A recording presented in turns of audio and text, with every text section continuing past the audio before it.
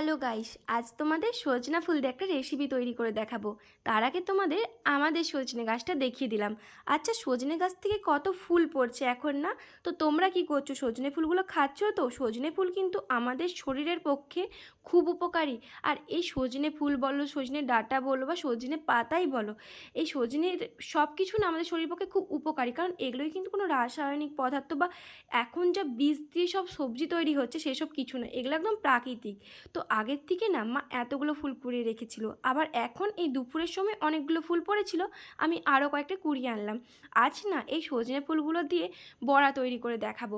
আর এই বড়াগুলো খেতে গরম ভাতের সাথে এত ভালো লাগে না, তোমরা না খেলে বিশ্বাসই করবে না। আর যারা যারা খেয়েছো তারা তো জানোই কত সুন্দর খেতে লাগে।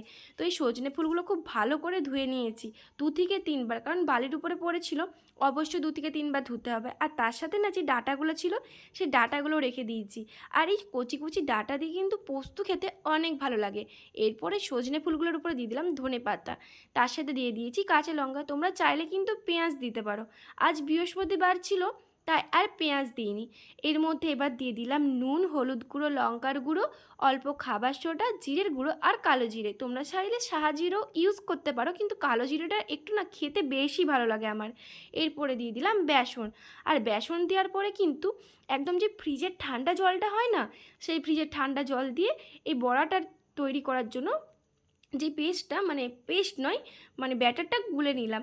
আর ঠান্ডা জল দিয়ে কিন্তু তোমরা যদি বেগুনি করো বা যে কোনো বড়া করো, মাখো না বেসনটা, খুব বেশি মচমচে হয় আর খেতেও অনেক ভালো লাগে মচমচে হলে, তোমরা তো সবাই জানো। তো এরপরে খুব ভালো করে এটাকে মাখিয়ে নিয়ে, কোনো ব্যাপারই নয়, তেলে গরম গরম করে ছেড়ে দিতে হবে। আর আমার এই সজনে ফুলের বড়া দিয়ে ভাত খেতে যা ভালো লাগে।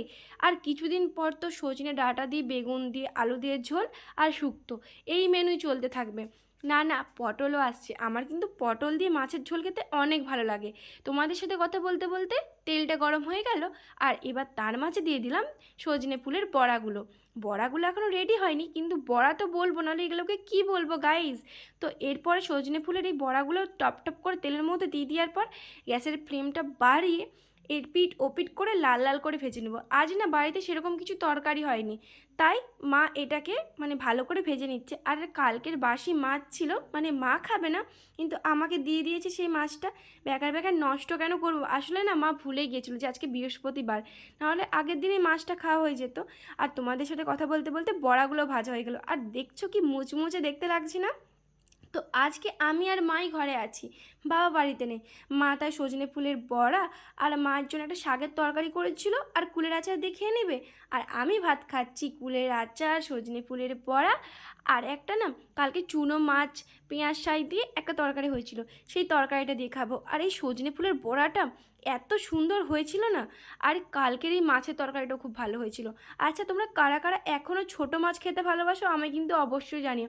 আমাকে না এই ছোটো মাছ খেতে অনেক বেশি ভালো লাগে। আর কুলের আচারের রেসিপিটা তোমরা দেখেছো তো? অবশ্যই যারা দেখোনি অবশ্যই গিয়ে চ্যানেলটাই দেখে নাও।